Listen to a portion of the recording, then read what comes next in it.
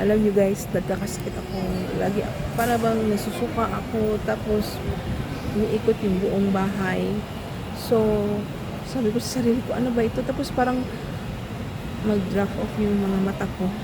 Parang pakiramdam kong ganun. Tapos ang sakit ng ulo ko. Sabi ng mama ko, ano daw, binat daw. So, maigi naman mga ilang araw, gumaling na ako. Maigi hindi ako nagpunta na sa doktor kasi may ilan pang mga gamot na naiwan sa akin sa bahay. So, yun lang ininom ko. Kaya, so, sa mga nanay na mga bagong panganak dyan, kailangan kaalagaan talaga yung sarili. Huwag magpalipas ng gutom.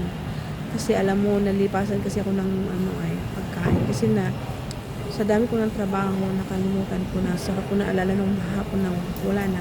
Sobrang sakit ang ulo ko.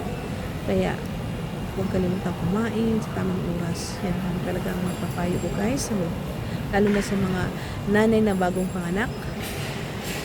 Kasi mahirap magkasakit. Lalo na sa atin dito sa ibang bansa na wala yung mga tunay mong mga magulang. Ang hirap talaga. Kasi yung asawa mo nagtatrabaho, tapos ikaw lang at siyang mga anak na naiwan sa bahay.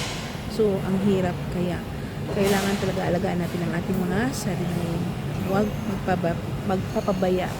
Yan. Ayan guys. Yun lang ang ipapayo ko doon sa mga bagong panganak. Panganak. Grabe talagang words na yun. Okay, thank you for watching. Bye-bye.